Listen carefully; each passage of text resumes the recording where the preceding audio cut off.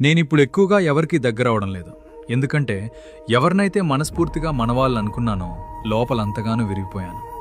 ఇంతకుముందు ప్రతి బంధం ప్రాణం కంటే ఎక్కువగా ముఖ్యం అనిపించేది. కానీ ఇప్పుడు ప్రతి మనిషిని చూస్తే ఒకలాంటి భయం వేస్తుంది. నేను ఈరోజు కూడా అందరి ముందు నవ్వుతుంటాను. కానీ నిజమేంటంటే ఆ నవ్వు కేవలం ముఖం వరకే పరిమితమైపోయింది. రాత్రివేళ అందరూ నిద్రపోయినప్పుడు నా మనసు నిశ్శబ్దంగా పాత జ్ఞాపకాల్లో మునిగిపోతుంది.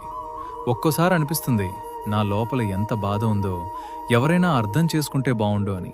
కానీ నిజమేంటంటే ఒక మనిషి ఒంటరిగా బతకడం అప్పుడే నేర్చుకుంటాడు ఎప్పుడైతే అతని నమ్మకం పదే పదే నేనిప్పుడు ఎక్కువగా ఎవరికీ దగ్గరవడం లేదు. ఎందుకంటే ఎవరినైతే మనస్ఫూర్తిగా మనవాళ్ళనుకున్నానో లోపలంతగానూ విరిగిపోయాను. ఇంతకుముందు ప్రతి బంధం ప్రాణం కంటే ఎక్కువగా ముఖ్యం అనిపించేది.